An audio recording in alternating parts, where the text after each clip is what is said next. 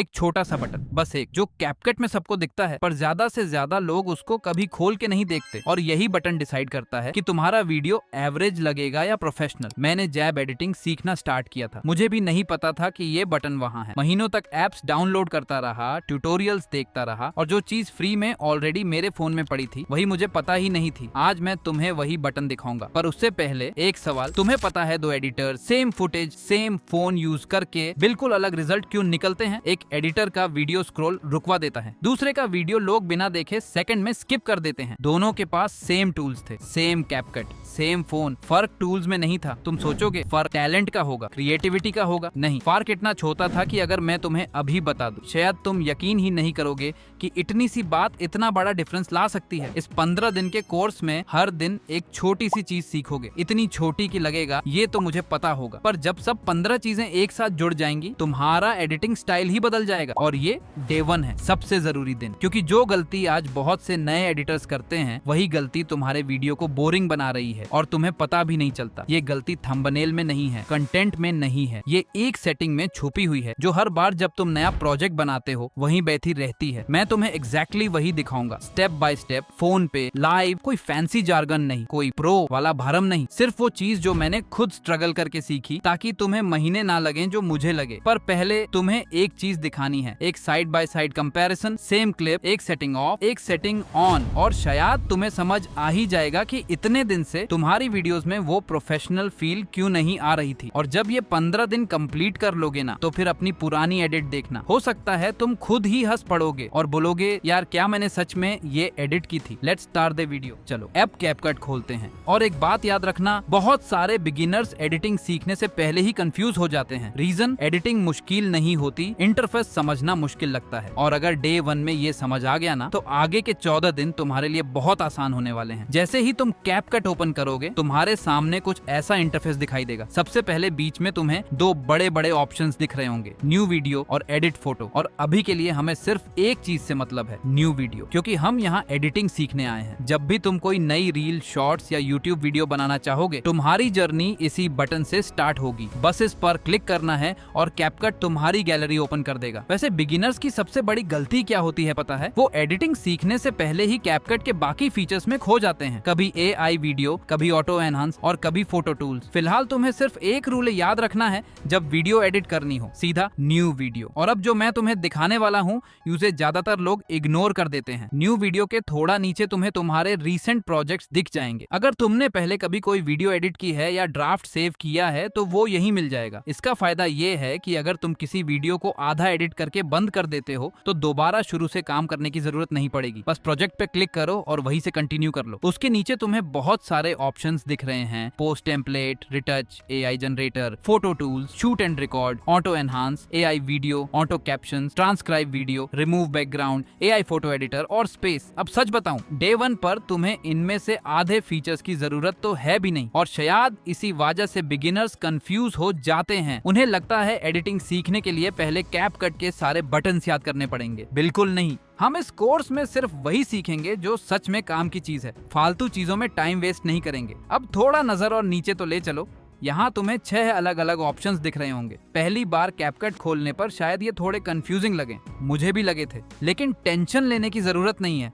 इनमें से हर बटन का अपना एक काम है और आज हम इन सबको इतना आसान बना देंगे कि अगली बार जब तुम कैपकट ओपन करोगे तुम्हें कुछ भी कंफ्यूजिंग नहीं लगेगा। सबसे पहला ऑप्शन है एडिट, और वैसे भी हम अभी इसी तब में खड़े हैं। कैपकट में वीडियो एडिटिंग की असली दुनिया यहीं से शुरू होती है। जब भी तुम कोई वीडियो बनाना चाहोगे, न्यू वीडियो वाला बटन और तुम्हारे प्रोजेक्ट सब यही मिलेंगे। इसलिए बिगिनर होने के नाते तुम सबसे ज्यादा इसी सेक्शन का यूज करने वाले हो। अब उसके बगल में है टेम्पलेट्स। अगर तुमने कभी इंस्टाग्राम या यूट्यूब शॉर्ट्स पर वो ट्रेंडिंग एडिट्स देखी हैं जो सिर्फ एक क्लिक में बन जाती हैं, तो उनमें से ज्यादातर यहीं से आती हैं। तुम्हें बस अपनी फोटोज या वीडियो सेलेक्ट करनी होती हैं और बाकी का काम कैपकट खुद कर देता है। बिगिनर्स के लिए ये काफी इंटरेस्टिंग फीचर है, लेकिन हमारे इस कोर्स में हम एडिटिंग को समझेंगे, सिर्फ कॉपी पेस्ट नहीं करेंगे। अब उसके बाद एक मस्त सी चीज आता है, AI लैब। नाम सुनकर लगता है कि शायद ये बहुत मुश्किल चीज होगी, लेकिन ऐसा बिल्कुल नहीं है। कैपकट ने अपने बहुत सारे AI फीचर्स को यहीं रखा है। फ्यूचर में हम इनमें से कुछ फीचर्स को जरूर यूज करेंगे,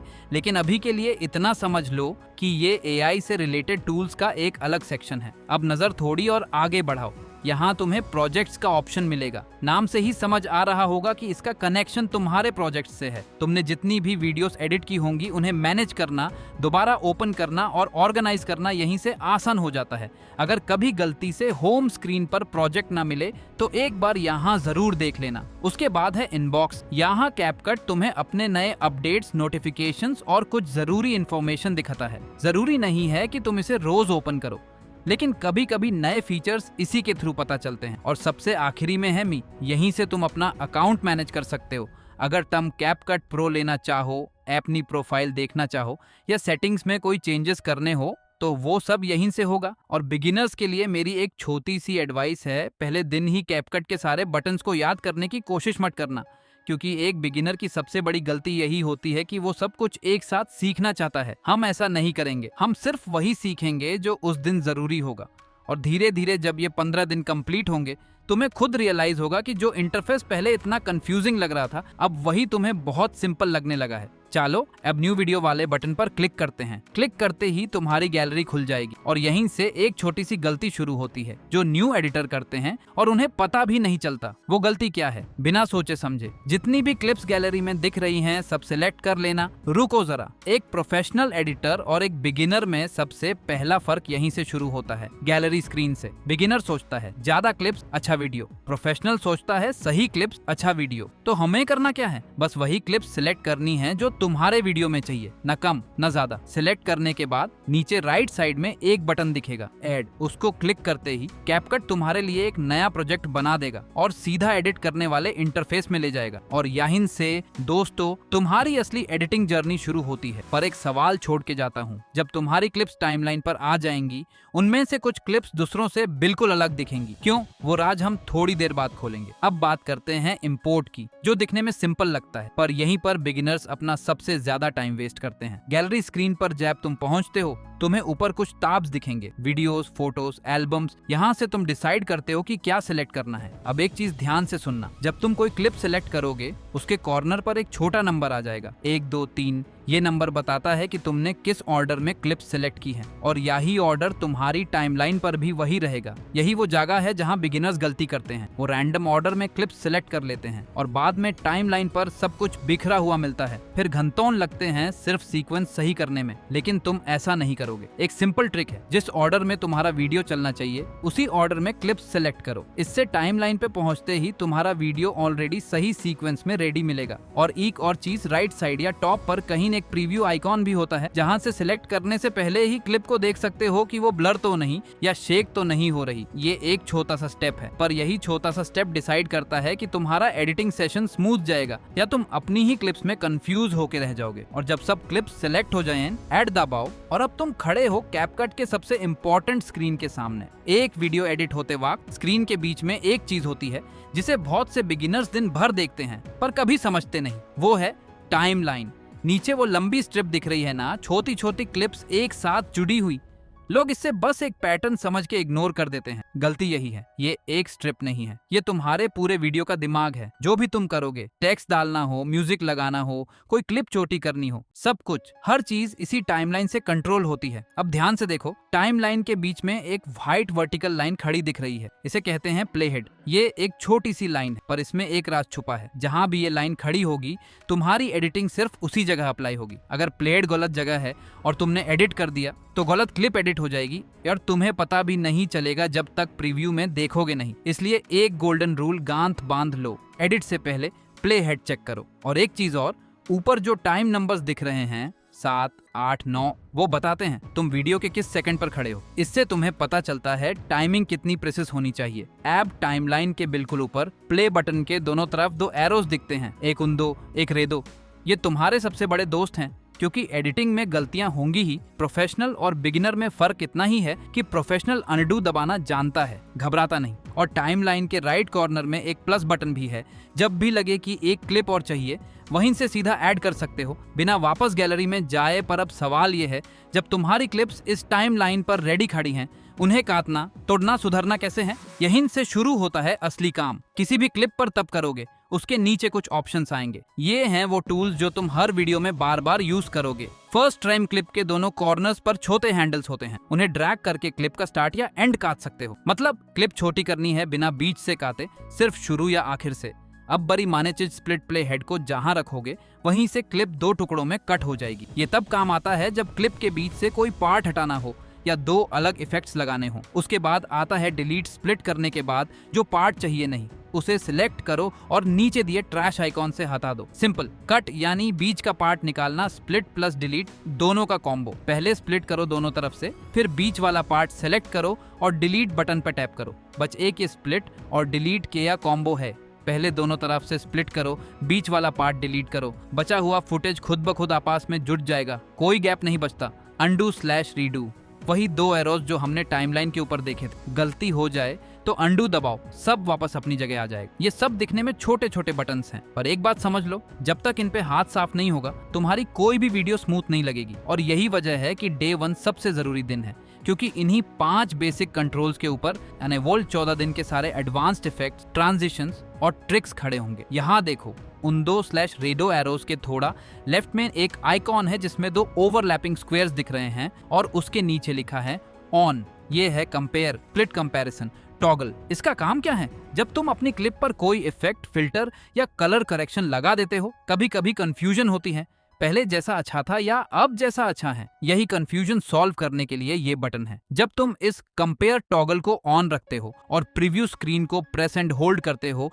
कैपकट तुरंत तुम्हें दिखाता है क्लिप का ओरिजिनल बिना एडिट वाला वर्जन। छोड़ते ही वापस तुम्हारा एडिटेड वर्जन आ जाता है। सिंपल तरीके में समझो, ये एक बिफोर आफ्टर स्विच है। फिंगर दबाओ तो बिफोर दिखेगा, छोड़ो तो आफ्टर दिखेगा। इससे पता चलता है कि जो इफेक्ट या कलर ग्रेडिंग तुमने लगाई है वो वीडियो को सच में बेटर बना रही है या नहीं। कब काम आता है? जब फिल्टर/इफेक्ट लगा के कंफ्यूज हो कि फर्क दिख भी रहा है या नहीं, जब कलर करेक्शन के बाद ओरिजिनल टोन से कंपेयर करना हो, जब ओवरले या टेक्स्ट ऐड करने से पहले वाला क्लीन शॉट देखना हो। एक्सपोर्ट बटन दबाने से पहले एक स्क्रीन आती है जिसे ज्यादा बिगिनर्स बिना पढ़े ही क्रॉस कर जाते हैं, और यही सबसे बड़ी गलती है, क्योंकि यही वो स्क्रीन है जो डिसाइड करती है तुम्हारा वीडियो यूट्यूब पे शार्प दिखेगा या धुंधला, अपलोड जल्दी होगा या फोन ही हैंग हो जाएगा। चलो एक एक करके इसको तोड़ते हैं। AI अल्ट्रा HD, सबसे ऊपर वाला टॉगल सबसे पहले दिखता है। AI अल्ट्रा HD, इसके नीचे लिखा है make your video clearer and smoother with AI enhancement and frame interpolation. Simple भाषा में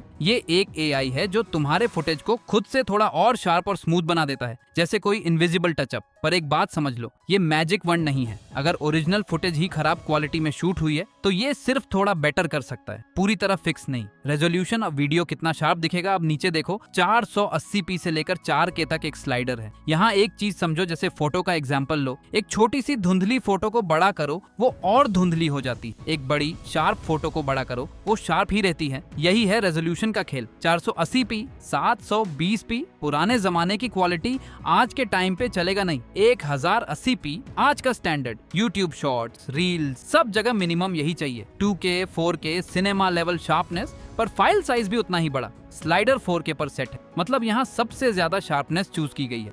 पर याद रखना, जितना ज्यादा रेजोल्यूशन उतनी ज्यादा मेमोरी और प्रोसेसिंग पावर लगेगी। फ्रेम रेट, वीडियो कितना स्मूथ चलेगा अब थोड़ा नीचे। फ्रेम रेट 24 से लेकर 60 तक। इसको ऐसे समझो, अगर 1 सेकंड में ज्यादा फोटोज जल्दी जल्दी दिखाई जाए तो मोशन आंखों को स्मूथ लगता है, कम फोटोज दिखाई जाए तो मोशन थोड़ा जर्की या अटकता हुआ लगता है। 24 FPS सिनेमैटिक फिल्म जैसा feel. 30 FPS normal talking, vlogs, story content के लिए परफेक्ट। 60 FPS जब वीडियो में फास्ट मूवमेंट हो, जैसे डांस, एक्शन या क्विक कट्स। स्लाइडर 60 पर है, मतलब यहाँ सबसे स्मूथ प्लेबैक चूज किया गया है। एक जरूरी बात, अगर तुमने फुटेज खुद 30 FPS पर शूट की है और एक्सपोर्ट में 60 FPS डाल दिया तो कैपकट कुछ एक्स्ट्रा नहीं बना पाएगा। जो शूट किया वही मिलेगा, बस फाइल साइज बड़ा हो जाएगा। ऑप्टिकल फ्लो, छोटा सा छुपा हुआ हीरो। इसके नीचे एक ऑप्शन है ऑप्टिकल फ्लो, जिसमें लिखा है मेक वीडियो प्लेबैक स्मूदर। ये एक एडवांस्ड AI टेक्नोलॉजी है जो 2 फ्रेम्स के बीच नए फ्रेम्स खुद बना देता है, ताकि मोशन और भी ज्यादा सिल्की स्मूथ लगे, जैसे स्लो मोशन शॉट्स में होता है। यहाँ ये अभी ऑफ है, इसकी वजह सिंपल है, ये काफी ज्यादा प्रोसेसिंग पावर लेता है और सभी वीडियोस में इसकी जरूरत नहीं पड़ती। सिर्फ तब ऑन करो जब मोशन में थोड़ी जर्कीनेस दिख रही हो या स्लो मोशन क्लिप को और स्मूथ बनाना हो। बिटरेट, फाइल साइज और क्वालिटी का बैलेंस सबसे नीचे है बिटरेट, जो 5 से 100 मेगाबिट प्रति सेकंड तक जाता है। इसको ऐसे समझो, बिटरेट मतलब वीडियो में कितनी डिटेल हर सेकंड में पैक की गई है। जितना ज्यादा बिटरेट उतनी ज्यादा डिटेल, पर उतना ही बड़ा फाइल साइज। देखो कैपकट खुद लिख रहा है रेकमेंडेड फॉर दिस वीडियो 55, मतलब कैपकट ने तुम्हारी वीडियो देख के खुद कैलकुलेट किया है कि 55 मेगाबिट प्रति सेकंड इस वीडियो के लिए बेस्ट बैलेंस है। ना ज्यादा बड़ा फाइल, ना क्वालिटी में कॉम्प्रोमाइज। और बिल्कुल नीचे एक लाइन में साफ साफ लिखा है एस्टिमेटेड फाइल साइज 316 मेगाबाइट। ये तुम्हें पहले से बता देता है कि एक्सपोर्ट होने के बाद फाइल कितनी जगह लेगी। असली बात ये है, ये सारी settings, resolution, frame rate, optical flow, bit rate अलग अलग नहीं हैं। ये एक टीम की तरह काम करती हैं। अगर रेजोल्यूशन हाई है पर बिट रेट कम, वीडियो शार्प तो दिखेगा पर डिटेल में कमी रहेगी। अगर फ्रेम रेट हाई है पर फुटेज खुद लो क्वालिटी में शूट हुई, कोई फायदा नहीं होगा। इसलिए एक बिगिनर के लिए सबसे सिंपल फॉर्मूला याद रखो, 1080p या उससे ऊपर 30 fps अगर नॉर्मल कंटेंट है, या 60 fps अगर फास्ट मोशन है, और बिटरेट कैपकट के रिकमेंडेड नंबर पर ही रहने दो। यही सेटिंग्स तुम्हारी वीडियो को हर प्लेटफॉर्म पे प्रोफेशनल दिखाएंगी, बिना फोन हैंग किए, बिना बड़े अननेसेसरी फाइल साइज के। एक वीडियो बहुत अच्छी बनती है, editing perfect, transition smooth, music भी सही, और जब यूट्यूब पे अपलोड होती है, एक तरफ काली पट्टी, दूसरी तरफ काली पट्टी, वीडियो बीच में छोटी सी सिकुड़ के रह जाती है। क्या हुआ? एडिटर ने सब कुछ सही किया, बस एक चीज चेक नहीं की, रेशियो। यहाँ में नीचे देखो, जब तुम पेसन्स को स्क्रॉल करते हो, एक रो आता है जिसमें लिखा है रेशियो, और उसके ऊपर अलग अलग आइकन्स, ओरिजिनल, 9:16, 16:9, 1:1, और भी बहुत। ये सिर्फ नंबर्स नहीं हैं, ये बताते हैं तुम्हारा वीडियो किस शेप में बाहर आएगा और किस प्लेटफॉर्म पे परफेक्टली फिट होगा। चलो एक एक करके समझते हैं, क्योंकि गलत रेशियो चूज करना एक अच्छी एडिटिंग को भी बेकार बना सकता है। 9:16 वर्टिकल वाला किंग, ये वही शेप है जो सिलेक्ट है, लंबा खड़ा हुआ वीडियो, जैसे तुम्हारा फोन स्क्रीन खुद है। ये किसके लिए है? YouTube shorts, Instagram reels, TikTok. आज के टाइम में अगर तुम शॉर्ट्स बना रहे हो तो यही रेशियो यूज करना है, क्योंकि फोन पे स्क्रॉल करते वक्त व्यूअर का पूरा स्क्रीन तुम्हारे वीडियो से भर जाता है। कोई काली पट्टी नहीं, कोई डिस्ट्रैक्शन नहीं। 16:9 वाइड वाला क्लासिक ऐप, इससे उल्टा सोचो, लंबा नहीं चौड़ा वीडियो, जैसे तुम्हारा टीवी स्क्रीन या लैपटॉप स्क्रीन। ये है यूट्यूब के नॉर्मल लॉन्ग फॉर्म वीडियोस के लिए स्टैंडर्ड, वही वीडियोस जो तुम अपने लैपटॉप या टीवी पे बैठ के देखते हो। अगर तुम फुल यूट्यूब वीडियो बना रहे हो, ना कि शॉर्ट्स, तो यही रेशियो चाहिए। इससे कम या इससे ज्यादा वीडियो अजीब दिखेगा। 1:1 परफेक्ट स्क्वायर, ये बिल्कुल स्क्वायर शेप है, ना लंबा ना चौड़ा, दोनों साइड बराबर। काम कब आता है? जब वीडियो इंस्टाग्राम फीड या किसी ऐसे जगह जाना हो जहां स्क्रीन छोटी और स्क्वायर फ्रेंडली हो। आजकल कम यूज होता है, पर कभी कभी कैरोसेल पोस्ट या फीड कंटेंट के लिए काम आता है। 4:9 और 3:4 पुराना जमाना, और हाफ वर्टिकल। 4:9 एक पुरानी टीवी स्क्रीन जैसी शेप है, थोड़ा चौड़ा, पर उतना नहीं जितना 16:9 आजकल कम यूज होता है, मोस्टली कुछ स्पेसिफिक प्लेटफॉर्म्स या रेट्रो स्टाइल कंटेंट के लिए। 3:4 इसका उल्टा है, थोड़ा वर्टिकल, पर 9:16 जितना लंबा नहीं। कुछ स्पेसिफिक एप्स या फोटो वीडियो हाइब्रिड कंटेंट के लिए काम आता है। 5.8 डिवाइस स्पेसिफिक रेशियो, ये ऑप्शन सीधा किसी स्पेसिफिक फोन स्क्रीन साइज के हिसाब से फिट होता है, ताकि वीडियो उस पार्टिकुलर डिवाइस पे बिल्कुल परफेक्टली दिखे, बिना किसी क्रॉप या काली पट्टी के। असली बात यह है, रेशियो कोई रैंडम सेटिंग नहीं है, ये तुम्हारा पहला डिसीजन होना चाहिए एडिटिंग शुरू करने से भी पहले। क्योंकि अगर तुमने 16:9 में पूरी वीडियो एडिट कर ली और लास्ट में पता चला शॉर्ट्स के लिए 9:16 चाहिए था, टेक्स्ट, फ्रेमिंग, सब कुछ दोबारा सेट करना पड़ेगा। सिंपल रूल याद रखो, शॉर्ट्स/रील्स के लिए 9:16, यूट्यूब लॉन्ग वीडियोस के लिए 16:9। बाकी सब स्पेसिफिक यूज केसेस के लिए हैं, जो तुम्हें धीरे धीरे अपने आप समझ आ जाएंगे जैसे जैसे तुम अलग प्लेटफॉर्म्स के लिए कंटेंट बनाते जाओगे। याद है मैंने तुमसे एक राज छुपाया था, टाइमलाइन पर कुछ क्लिप्स दूसरों से अलग क्यों दिख रही थी? वही राज है, रेशियो। जब एक क्लिप वर्टिकल शूट हुई होती है और दूसरी हॉरिजॉन्टल, टाइमलाइन पर उनका साइज और शेप खुद ब खुद अलग दिखने लगता है। और यही कंफ्यूजन खत्म करने के लिए अब हम सीधा इसी सेटिंग को समझते हैं। अब एडिटिंग हो चुकी, रेशियो सेट है, पर एक आखिरी काम बचा है, अपना वीडियो देखना एग्जैक्टली वैसे जैसे व्यूअर देखेगा।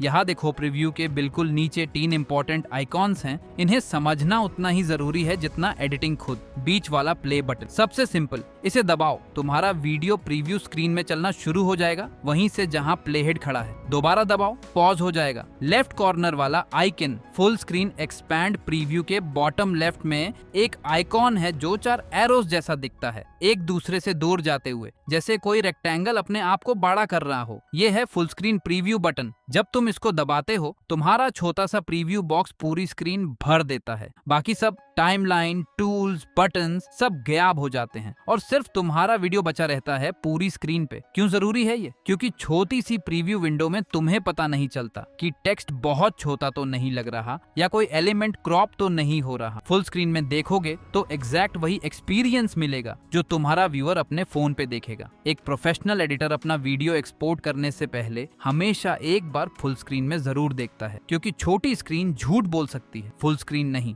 लेफ्ट साइड वाला floating circle icon app timeline के बिल्कुल लेफ्ट में नीचे की तरफ एक गोल फ्लोटिंग आइकॉन दिखता है, थोड़ा ग्लोविंग सा एरोज जैसी शेप के साथ। ये है कैपकट का AI assistant / quick action button. यहाँ से तुम सीधा AI बेस्ड टूल्स तक पहुँच सकते हो, जैसे ऑटो सजेशंस या क्विक इम्प्रूवमेंट्स, बाइना नीचे के सारे मेन्यूज में जाके ढूंढने के। फिलहाल इसके बारे में इतना ही समझ लो, ये एक शॉर्टकट है। इसकी गहराई में हम तब जाएंगे जब हम AI टूल्स वाले दिन पे पहुंचेंगे। अब है कॉमन बिगिनर मिस्टेक्स, वो गलतियां जो हर नया एडिटर करता है। एक बात बताऊं जो शायद तुम्हें हैरान कर दे, मैंने जितने भी बिगिनर्स देखे हैं, चाहे वो कहीं से भी हो, उनमें से 90% लोग एक जैसी ही गलतियां करते हैं। अलग नाम, अलग कंटेंट, पर गलतियां बिल्कुल सामे, कॉपी पेस्ट जैसी। और सबसे चौंकाने वाली बात, ये गलतियां एडिटिंग स्किल की नहीं होती। ये छोटी छोटी चीजें होती हैं जो अगर आज ही पकड़ ली जाएं तो अगले 14 दिन तुम्हारे लिए एक अलग ही लेवल पे चले जाएंगे। तो तैयार हो जाओ, क्योंकि इनमें से कम एक गलती तुम भी कर रहे होंगे। चलो देखते हैं कौन सी। मिस्टेक 1, बिना प्लान के सीधा एडिटिंग शुरू करना। सबसे पहली और सबसे खतरनाक गलती यहीं से शुरू होती है। बिगिनर कैपकट खोलता है, क्लिप्स डालता है और सीधा रैंडम एडिटिंग शुरू कर देता है, बिना ये सोचा कि वीडियो किस ऑर्डर में चलेगा, कहाँ हुक आएगा, कहाँ क्लाइमैक्स होगा। रिजल्ट, घंटों लग जाते हैं और फिर भी वीडियो फ्लो नहीं करता। फिक्स सिंपल है, एडिटिंग शुरू करने से पहले सिर्फ 2 मिनट का स्ट्रक्चर बना लो दिमाग में, बस इतना ही। और ये छोटा सा स्टेप तुम्हें सीधा अगली गलती से भी बचा देगा। मिस्टेक 2, हर क्लिप पे अलग अलग फिल्टर या इफेक्ट लगा देना, क्योंकि जब प्लान नहीं होता लोग कंफ्यूजन में हर चीज ट्राई करते हैं। जितना ज्यादा इफेक्ट्स उतना अच्छा वीडियो, यही सोचते हैं नए एडिटर्स, पर सच इसमें उल्टा है। जब हर सेकंड कुछ नया इफेक्ट आता है, व्यूअर का दिमाग थक जाता है, वीडियो प्रोफेशनल नहीं ओवरलोडेड लगता है। फिक्स, एक कंसिस्टेंट स्टाइल पूरी वीडियो में रखो। इफेक्ट सिर्फ तब जब वो कहानी को आगे बढ़ाए, पर ये तो सिर्फ लुक की बात हुई। अब एक ऐसी गलती जो सीधा तुम्हारी एडिटिंग एक्यूरेसी पे हमला करती है। मिस्टेक 3, प्ले हेड का ध्यान न रखना। याद है हमने वो व्हाइट लाइन देखी थी? प्ले हेड बिगिनर्स बिना चेक किए एडिट कर देते हैं और बाद में पता चलता है गलत क्लिप एडिट हो गई, गलत जगह टेक्स्ट आ गया। फिक्स, हर एडिट से पहले 1 सेकंड रुको, प्ले हेड देखो, कंफर्म करो, तभी क्लिक करो। और अगर गलती फिर भी हो जाए, टेंशन मत लो, क्योंकि अगली गलती सीधा उसी डर से जुड़ी है। मिस्टेक 4, अनडू / रीडो का डर। ये सुनने में छोटी लगेगी पर बहुत रियल है। नए एडिटर्स गलती करने के डर से ही कुछ नया ट्राई नहीं करते। अगर खराब हो गया तो इसी दरम्यान वो अपनी क्रिएटिविटी खुद लिमिट कर लेते हैं। फिक्स, ऑन दो बटन हमेशा वहीं है, एक क्लिक का फैसला है वापस जाने का। एक्सपेरिमेंट करने से मत डरो। चलो अब एडिटिंग से हटके बात करते हैं उस स्टेप की जो एडिटिंग खत्म होने के बाद आता है और जहां सबसे ज्यादा लोग धोखा खा जाते हैं। मिस्टेक 5, एक्सपोर्ट सेटिंग्स को इग्नोर करना। परफेक्ट एडिटिंग, परफेक्ट कट्स और फिर डिफॉल्ट सेटिंग्स पे ही वीडियो डाल देते हैं, बिना रेजोल्यूशन चेक किए, बिना बिटरेट देखे। अगले दिन कमेंट आता है क्वालिटी खराब क्यों है। फिक्स, एक्सपोर्ट से पहले रेजोल्यूशन और बिटरेट एक बार जरूर चेक करो। 10 सेकंड का काम पर फर्क बहुत बड़ा। पर एक्सपोर्ट सेटिंग सही हो और एक और चीज गलत हो तो भी सब बेकार। क्या वो? ये हैं राशियों का ध्यान न रखना। पूरी वीडियो 16 से 9 में एडिट करते हो, टेक्स्ट भी उसी हिसाब से फिट करते हो और लास्ट में पता चलता है ये तो शॉर्ट्स के लिए था, 9 से 16 चाहिए था। अब सब कुछ दोबारा। फिक्स, रेशियो डिसाइड करना एडिटिंग का पहला स्टेप होना चाहिए, आखिरी नहीं। और अब सबसे आखिरी गलती जो दिखती छोटी है पर असर सबसे बड़ा करती है, वह है पूरी वीडियो बिना फुल स्क्रीन प्रीव्यू देखे एक्सपोर्ट कर देना। छोटी प्रीव्यू विंडो में ही चेक करके सीधा एक्सपोर्ट, फिर बड़े स्क्रीन पे देखते हैं, टेक्स्ट छोटा लगता है, कोई एलिमेंट क्रॉप हो गया होता है, फिक्स। एक्सपोर्ट से पहले हमेशा एक बार फुल स्क्रीन में पूरा वीडियो देखो, शुरू से एंड तक। और अब एक आखिरी गलती जो इन सारी गलतियों की जड़ है, मिस्टेक एट सब कुछ एक दिन में सीखने की कोशिश करना। नए एडिटर्स कैपकट खोलते हैं और सोचते हैं सब कुछ आज ही सीख लेना है, हर बटन, हर फीचर, सब एक साथ। Result overwhelm. और कई बार लोग एडिटिंग सीखना ही छोड़ देते हैं, सोचते हैं ये मेरे बस की बात नहीं। फिक्स यही वजह है कि ये कोर्स 15 दिनों में बंद गया है, एक दिन एक टॉपिक, धीरे धीरे। अब जब तुमने सारी 8 गलतियां देख ली हैं, चलो एक बार पीछे पलट के देखते हैं कि आज तुमने असल में सीखा क्या है। डे 1 का पूरा रिकैप, जो कुछ तुमने आज सीखा। सोचो जरा, सुबह जब तुमने ये वीडियो शुरू की थी, कैपकट का होम स्क्रीन तुम्हें कैसा लगा था? थोड़ा कंफ्यूजिंग, थोड़ा ओवरवेलमिंग। अब वापस उसी स्क्रीन को देखो और देखो कितना कुछ बदल चुका है। शुरू हुई थी बात होम स्क्रीन से, new video button, recent projects और वो सारे ऑप्शंस जो पहली बार में डराते थे। फिर हमने देखा न्यू प्रोजेक्ट कैसे बनाते हैं और वो छोटी सी गलती जो बिगिनर्स करते हैं, बिना सोचे सारी क्लिप्स सेलेक्ट कर लेना। उसके बाद बात हुई इंपोर्ट की, कैसे क्लिप सेलेक्ट करने का ऑर्डर ही टाइमलाइन का ऑर्डर बनाता है। फिर हमने कदम रखा टाइमलाइन की दुनिया में, वो स्ट्रिप जो तुम्हारे पूरे वीडियो का दिल है। प्लेहेड क्या होता है और क्यों उसे सही जगह रखना इतना जरूरी है।